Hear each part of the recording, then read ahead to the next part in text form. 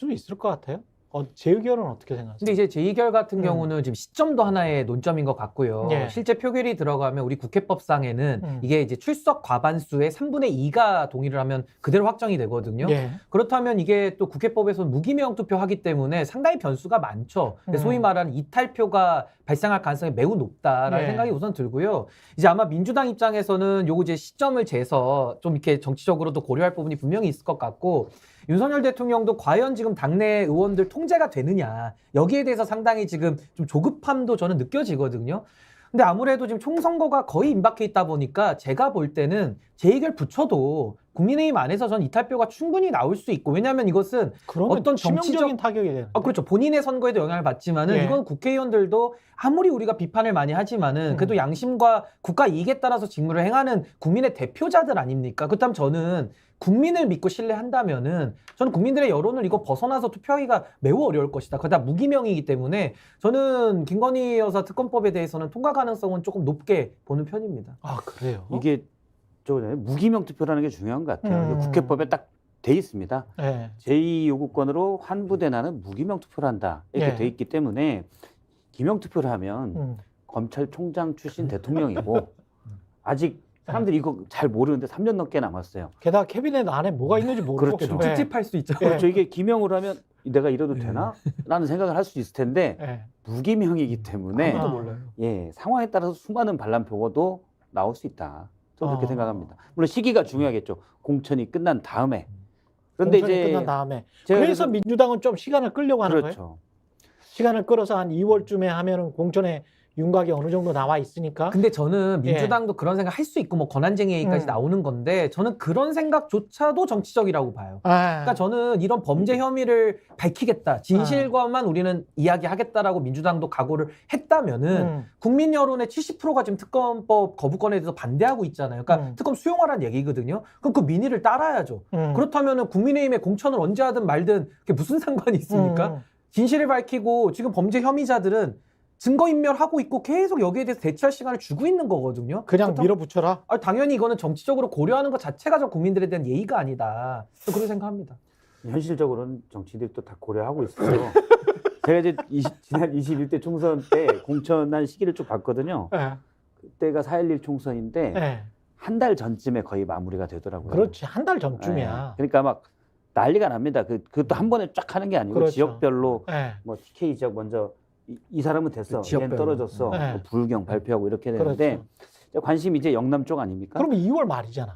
3월 초쯤 여기가 3월 공천이 초. 될 거예요. 그러면은 그때쯤 또 제가 타 방송에서는 2월 말로 예상을 했는데 제가 다시 좀 자료를 찾아보니까 3월 초가 될 수도 있겠구나. 3월 초. 예. 물론 이제 말씀하신 대로 원칙대로 하는 게 맞는데 민주당도 그렇게 원칙대로 안 해요. 그래서 당연히 정치적 총선을 앞두고 하겠죠. 그래서 그러면 이 3월 제1결 초쯤 같은 되지 경우도 않을까. 3월 초 이후로 미뤄질 가능성도 있네. 그리고 계속 시간을 끌면서. 이슈가 네. 총선 직전에 확 되는 걸 민주당이 원할 테니까 그렇겠지. 이상적인 분들이 아니잖아요. 말씀하신 것처럼 이상적인 행동을 하지 않으니까. 그렇기 때문에 3월 총선에 임박해서 더 이슈가 되기를 원하고 그러면 앞으로 2달 뒤인 3월 초쯤엔 김건희 특검법으로 전국이 난리가 난다. 우리가 이렇게 예상할 수가 근데 있겠죠. 저는요, 꼼수를 꼼수로 대응해서 이기는 방법은 더 꼼수 쓰는 수밖에 없거든요. 그러니까 어두움을 어둠으로 이기는 게 아니라 어두움을 물리치려면 빛을 비추면 어두움이 그냥 소멸되는 거거든요. 그러니까 저는 민주당 입장에서도 이걸 가지고 정치적 이익 보고 싶겠죠. 저는 그걸 뭐 부정하진 않지만 근데 그렇게 하면 안 되지 않습니까? 그러니까 저는 국회가 그동안에 제2결을 해왔던 선례들이 있어요. 제가 찾아보니까 빠른 것은 한 10일 안에도 제2결이 된 것도 있고요. 또 보통은 한 달 이내에는 제2결을 하거든요. 그렇다면 저는 이 법안에 대해서도 민주당도 국민 앞에 떳떳할 필요가 있다. 그래야 국민적 지지가 오는 거거든요. 그래서 오히려 저는 이 부분을 자꾸 공천, 아니 그 국회 일정은 국회대로 가는 거지 옆당의 공천 어떻게 되나 보고 있다가 제2결 시점 정하고 이거는 국민들이 다 보고 계시기 때문에 그것과 그 말도 저는 일리가 있다고 보는데 그것과 합쳐서 국민의힘의 의원들도 야, 양심상 이거는 특검해야 되는 거 아니야? 라고 생각을 한다면 공천 여부와 관계없이 떳떳하게 이상적으로 좀 투표를 할 필요가 있다. 그 생각은 드네. 아니 민주당도 이재명 대표 표결 그 체포동의안 표결 때 똑같았거든요. 그렇죠. 그때도 무기명이니까 뭐 역선택 올 수 있다부터 해가지고 그렇죠. 뭐 미루자 뭐 난리가 났었는데 당시에도 이탈표 나왔거든요. 민주당 입장에서. 맞아. 그러니까 국민의힘 입장에서도 당연히 이분들이 뭐 다 똘똘 뭉쳐가지고 대통령 엄호할 것 같지만은 다 자기 선거가 지금 목전에 와 있어요. 아니 이거를 만약에 윤석열 대통령이 지금 거부권 행사해 주면은 배우자 보호하는 거 아닙니까? 그럼 공범이에요, 사실은. 공범 혐의를 받는 겁니다. 비호해 주니까. 그러면 국민의힘도 만약에 여기서 거부권을 재의결까지도 무기명인데도 만약에 부결시킨다면요. 정치적 공범이 되는 거예요. 만약에 그렇게 해서 재의결이 됐어. 그러면 한동훈 체제가 흔들려 버리는 거 아닙니까? 한동훈 체제가 흔들리면서 왜 세간에는 그런 이야기 있잖아요. 나경원이 다시 비대위원장으로 올 것이다. 한동훈이 나가면. 근데 그게 그 핵심 포인트가 2월쯤에 되는 이 재의결. 그래서 일부가 이탈을 해서 이게 완전히 특검이 그냥 통과돼 버리면 그러면 한동훈 체제가 끝나버릴 수도 있다. 한동훈 체제를 끝내기 위해서라도 재의결을 시킬 것이다. 아니 그래서 지금 뭐 이런 이야기. 링 위에서 몸 풀고 있는 중진들이 많다고 하더라고요. 저는 그 예상에서. 일단 뭐 그 예를 들어 원희룡 의원 전 장관이랄지 그런 희망을 가질 수도 있겠지만 가능성은 극히 적다고 봐요. 그렇습니까? 왜냐하면 윤석열 대통령이 지금 한동훈 비대위원장을 빨리 등판시킨 거는 가장 믿을 만한 카드거든요. 빨리 가서 진압해라. 일단 대중적 인기도 그렇고 지지도도 그렇고 가장 큰 건 자기가 제일 믿는 사람이에요. 제가 볼 때는 가족 빼고 그 다음에 믿는 사람입니다. 그러면 한동훈 비대위원장이 특검법을 못 막았다고 하더라도 하더라도 유력 대선 주자인데다가 그나마 몇 안 되는 믿을 사람인데 이 카드를 버릴 수가 없어요. 다른 사람 할 수가 없습니다. 원희룡 장관을 비대위원장 저는 아니라고 봐요. 그러면 이제 한동훈 비대위원장이 이렇게 낙마가 돼버리면 대선 주자의 이 잠재적 주자에서는 탈락하게 되는 셈이거든요. 그런데 이제 자기를 끝까지 검사 출신인 본인을 보호해줄 사람이 한동훈 비대위원장이라고 믿고 있기 때문에 그럴 가능성은 적다고 봐요. 김연아 평론가 어떻게 보세요? 어떤 거에 대해서 얘기를 하냐면 한동훈 비대위에 대해서 재의결에 대해서 재의결 뭐 재의결 자체가 될 거냐에 대해서는 저는 될 수도 있다고 생각하는데 두 분 말씀하신 것처럼 이제 될 거다 셋이 다 이제 될 거다라고만 얘기하면 조금 이상하잖아요. 근데 안 될 가능성이 저는 높다고 봐요, 사실은. 안 되는 시나리오도 얘기는 해야죠. 안 되는 시나리오의 경우는 이게 공천에서 탈락한 분들이든 또는 뭐 어떤 분들이든 이거를 굳이 안 되게 해서 자기 선거에 좀 도움이 된다라는 전제가 있어야 되는데 그거는 꼭 아니야. 그렇죠. 그래서 예를 들면 화풀이밖에 안 되지. 그렇죠. 이분들이 무소속 출마를 하거나 뭐 이렇게 했을 때 자기 선거에 이 자기 선거구에 돌아다니면서 제가 김건희 특검 무기명이었지만 제가 찬성 표결해가지고 윤석열 정부 완전히 위기로 몰아넣었습니다. 뭐 이렇게 한다든가 그럴 수가 없잖아요. 그거는 그래서 잘못하면 또 배신자 프레임이 될 수 있어요. 그렇죠. 이런 게 이제 지역구마다 가능할 거냐의 문제를 하나 봐야 될 거고 다만 이제 예를 들면 이준석 신당으로 가는 분들이라거나 이런 분들이 있다면 이런 현역들이 있다면 이런 분들은 그 얘기를 이제 오히려 하고 싶은 분들이 있을 거여서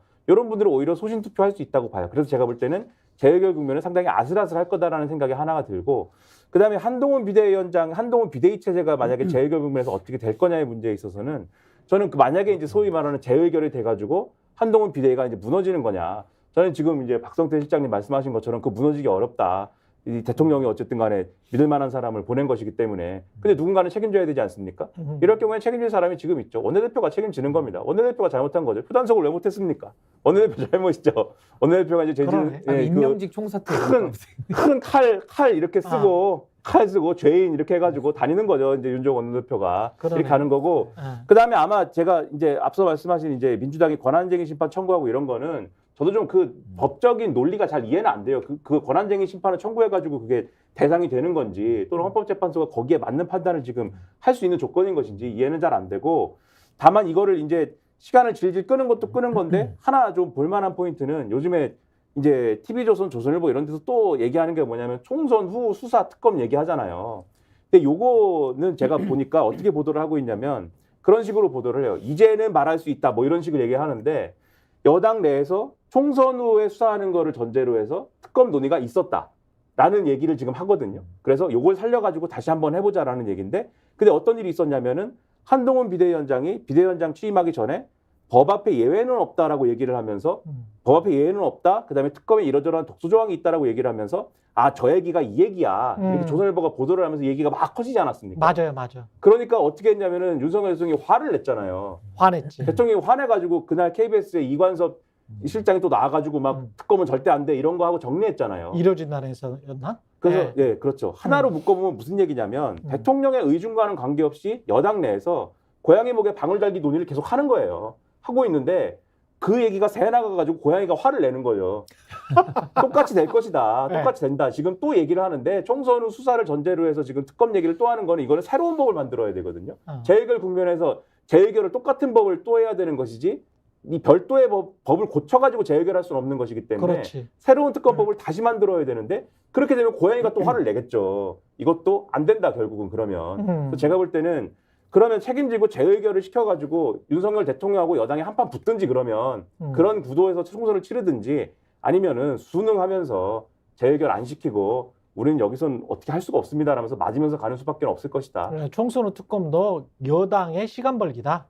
그 논의는 뭐 있을지 모르나 못할 것이다. 못할 것이다.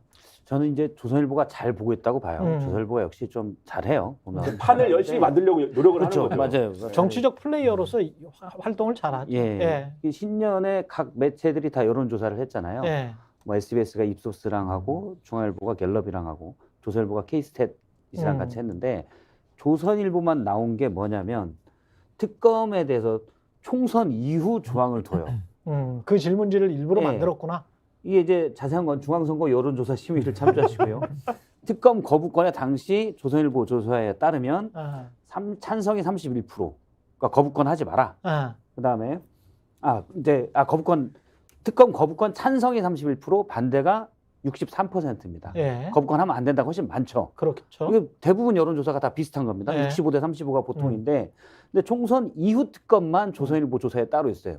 찬성이 55%, 반대 37%. 이건 뭐냐면 띄우는 거지. 대통령실에 계속 메시지를 내는 거예요. 이거 막으면 정권이 흔들릴 수 있다. 이거 이거 뜨거운 민심의 큰 흐름이기 때문에 특검법을 거부하면 안 된다고 조선일보가 간곡하게 얘기하고 있는 겁니다. 그래서 중재안을 내는 게 총선 이후예요. 그래서 6.29 속이고 이야기가 나오는 게 저거 아니에요? 네. 저거잖아. 조선일보가 그래서 총선 이후에 하라고 중재안을 계속 대통령실에 메시지를 내는 건데 제가 아까 말씀드렸다시피 대통령이 일본 보호하는 건 가족이기 때문에 가능성이 없는 얘기예요. 아니, 저는 이것도 절대 안 받습니다. 화를 내요. 아니 근데 대통령도 화나는 게 아니라 국민들도 화가 날 것 같은 게 저는 아니 이재명 대표 우리가 다 기억이 바로 나지 않습니까? 그때도 체포동의안 표결할 때 뭐 이재명 대표 이런 얘기하죠. 아, 나 나갈 테니까 그냥 비회기 때 청구 좀 해달라. 영장 청구를. 그랬을 때 국민의힘이 어떤 반응을 보였습니까? 아니 범죄 혐의자가 영장 청구 시점까지 정하려고 하느냐라면서 굉장히 쏘아붙였고 저는 그게 맞다고 보거든요. 왜 영장 청구 시점을 이재명 대표가 정하죠? 그래서 그때 체포동의안 동의했고 법원 가서 영장 기각 나오지 않았습니까? 그렇죠. 다 정리가 끝났어요. 물론 그 이후에 뭐 민주당이 색출하고 했지만은 그건 좀 잘못된 거지만요. 근데 저는 이번에도 마찬가지입니다.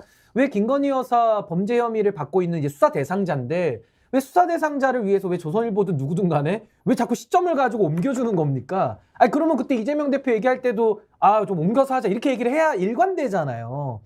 그러니까 저는 모르겠어요. 이게 이제 국민들 보시기에 너무 꼴대 옮기기가 심하다. 양쪽 다. 다 자기들 사안에 올 때는 공수 때 쓰는 전략 전술이 달라가지고 공격할 때는 아주 매서운 논리로 국민들의 민심대로 공격을 하다가 본인들이 또 공격받는 이제 수비를 할 때는 또 꼴대 옮겨가지고 이상한 소리를 하거든요. 전 이건 좀 맞지 않다. 우리 사회가 이렇게 가서는 안 되고 특히 이런 사법 사안을 가지고 정치적으로 정쟁화해서 이용하는 것은 매우 국가적 불행이다 저기 생각합니다.